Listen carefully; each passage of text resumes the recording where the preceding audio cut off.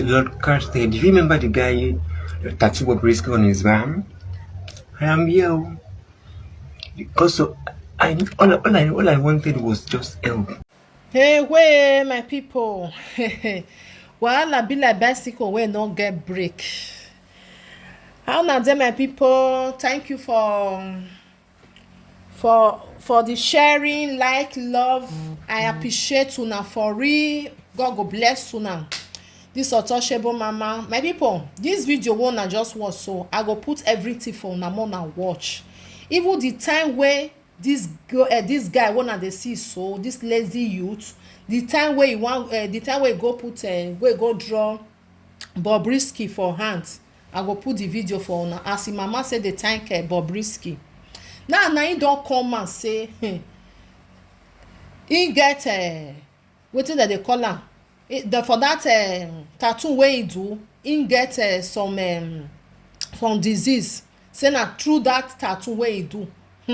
Na wa for our people sha o, na wa for some of our people. You know, when dem go dey talk the something, e just that to bring the other side, the other person down. Na me I see for this video, because you know una know that during that time wey people dey tattoo Bobrisky for body, most people come out because of say they need money, they need something from this Bobrisky.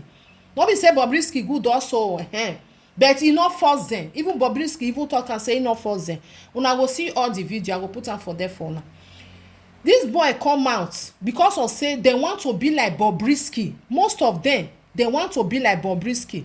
They want to, the life wey Bobrisky dey do, they want to do am also. When you know say no be your own destiny with Bobrisky, oh, no be the same. No be wetin you talk say you wan come do for life, no be Bobrisky talk say you wan come do for life. All because of say they no wan work, they need money, urgent money, na make dem dey do that thing during that time. So when this boy come out, he come do that tattoo, im own mother come even dey thank Bobrisky for video. Dey tell am say thank you madam, my pikin, you do well for my pikin. How your own pikin go dey tattoo another person for body? No be say e tattoo your mama for a body or your papa, no. Now maybe after wey dem don open im backyard, una understand, dem don open am finish, e don carry infection for there, e don carry some disease for there. E say na because of say e tattoo Bobrisky for hand na e cause am. Hey ja, if una see the boy chest, una go see say tattoo don already first dey. Even when he tattoo that Bobrisky for im hand, but Bobrisky invite am come im house, he come dey stay im house, he come dey behave like Bobrisky, he come dey talk like Bobrisky. But some of our people na wa for una. If something don happen to una find one way or another to say na because of that person na e cause am. So he wan come make us understand now say na because of the tattoo, the face of Bobrisky wey tattoo for im hand, na e come make am come be like this. Hey ja, talk wetin really happen. Wetin happen? For where dem go open your backyard, you carry something wey you no suppose to carry. Because when dem go talk am like that, people no go just, you understand, dem no go pity am. Dem say na e good for you. So he come out, come turn am upside down, say na because of that tattoo na e come cause the disease for una. Na only you wan dey do tattoo for that country? The answer is no.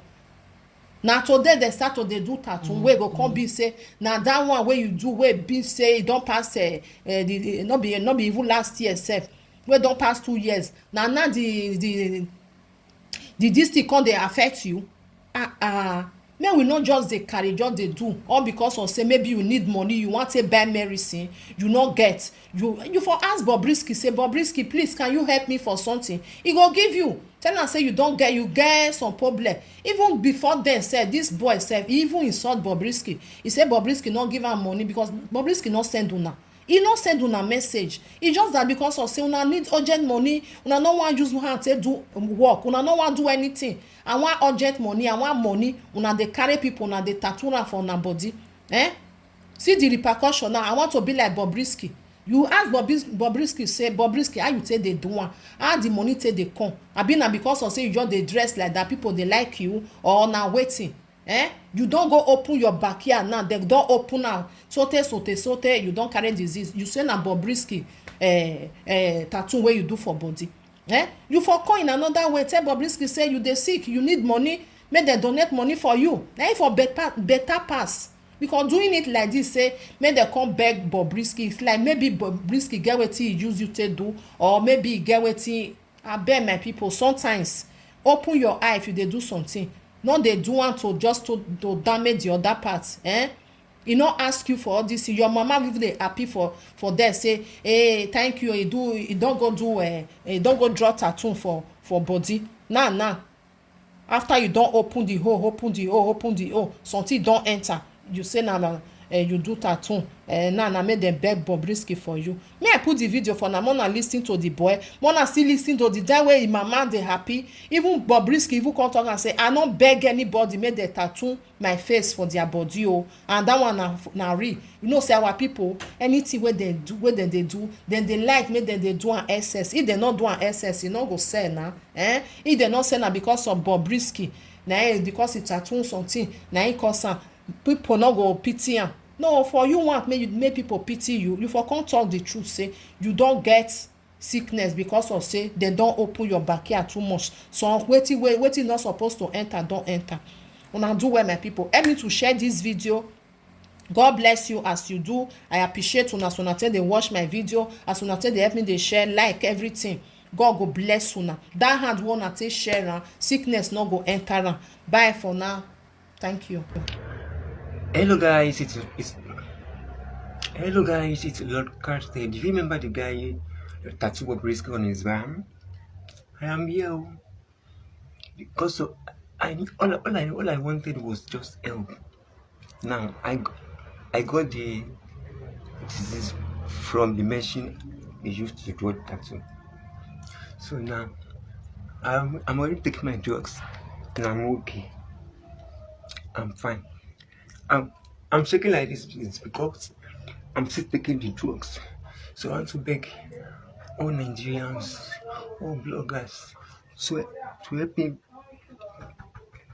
beg Bobrisky to forgive me. You should just make sure I'm okay. Please.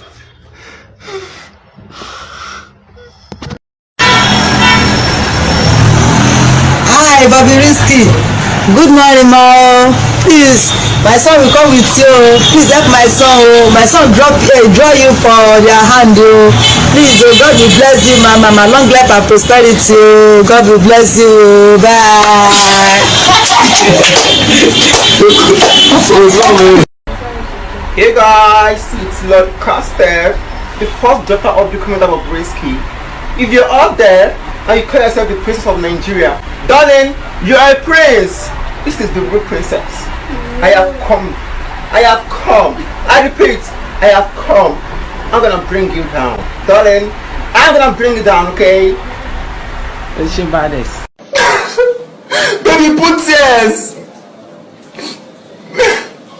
Guys, Bobrisky blocked me on WhatsApp, and all I ever wanted was a good phone with ring lights.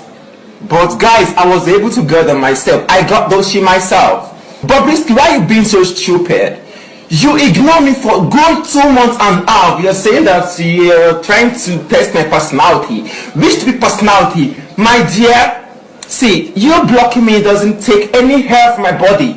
Okay, I don't care. I don't need any help from you. Keep your money to yourself. And I heard you saying that you're looking for a PA. Darling, I'm here for you. I am here for you. I'll PA you. I will PA the PA you. See, let me tell you something. I don't care. I'm not afraid of you, okay? I am not afraid of you. Do anything. And I am ready to bring you down. I said it. I am ready to bring you down.